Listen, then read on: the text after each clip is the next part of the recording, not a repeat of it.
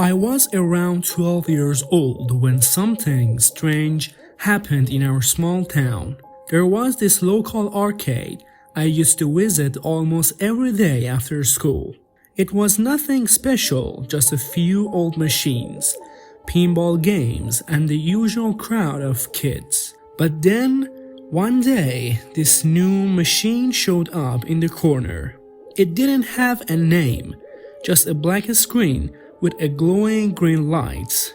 No logos, no instructions, just there. We were all curious, of course. At first day, nobody wanted to try it, but eventually, a few kids gave in. The game itself was strange. It wasn't like Pac-Man or Space Invaders. You didn't really play it. The screen would flash bizarre images, faces, geometric patterns, and symbols that didn't make sense. Some of the elder kids claimed they could see messages in the game, words like suffer or help me, flashing for a second before disappearing. There was this low hum coming from the machine that would make you feel lightheaded if you stood near it too long. I started feeling uneasy about the whole thing, but my best friend Danny was hooked. He'd spend hours in front of that screen, eyes locked on the flashing images. I told him it was just some glitchy machine, but he said it felt like it was calling to him. I didn't like that at all. One evening, Danny decided to play after the arcade had closed for the night. The owner knew us, so he let us stay late sometimes. Danny put a few quarters in, and the machine started up as usual. But this time, the lights flashed faster, the patterns became more erratic, and the humming sound got louder, almost like a chant. I remember Danny's face. He wasn't blinking, just staring at the screen with his mouth slightly open. Then, without warning, he collapsed. His whole body hit the floor hard, shaking so bad. His eyes were wide open, but it was like he wasn't there. He was looking at something I couldn't see. I screamed for help. When the paramedics came, they said Danny had a seizure, but I knew it was something else. He'd never had any health issues before. After that night, the arcade owner got rid of the machine. He wouldn't say where it came from or where it went. A few weeks later, the arcade shut down for good. But here's the thing. Danny never got better. He changed after that night. He barely talked anymore, and when he did, he'd whisper about the flashing lights, about how they were still in his head. A year later, he went missing. They never found him. I still think about that night, and sometimes when I'm falling asleep, I swear I can hear that low humming sound.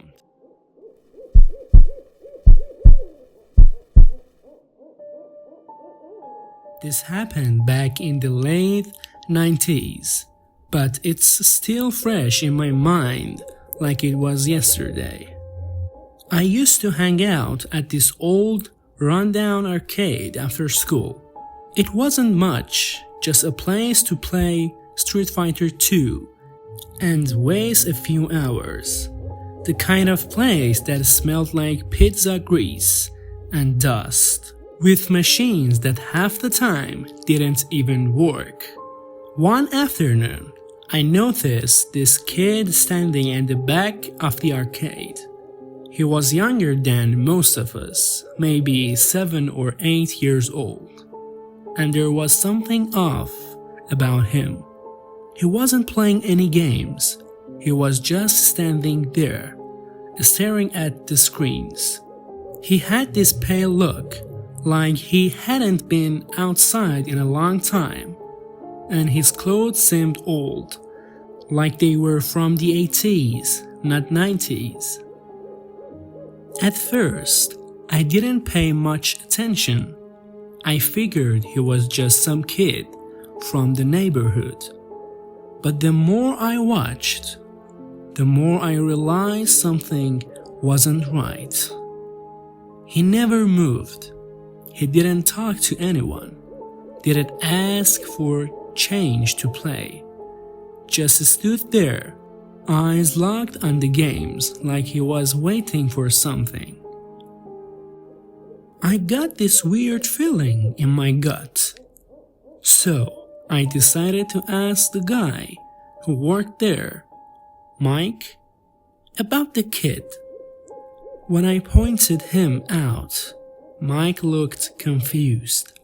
He told me no kid like that had been in the arcade all day. He even walked over to where I saw the kid, but there was no one there.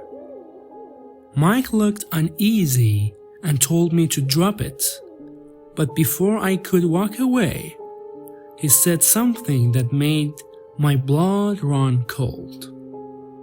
He mentioned that a boy matching that description, same age, same clothes, had gone missing from the arcade back in 1988. He was never found. The police thought he might have been kidnapped, but there was no leads, no clues. The case went cold. That night, I couldn't stop thinking about it. I was creeped out, but I went back the next day, hoping to forget about the whole thing. And there he was again. The kid, standing in the exact same spot, wearing the same old clothes. But this time he was staring right at me. His eyes didn't blink. They just followed me across the arcade, cold and empty. I felt a chill run down my spine, so I left without saying a word. I never went back to that arcade. I couldn't shake the feeling that if I did, something terrible would happen to me too.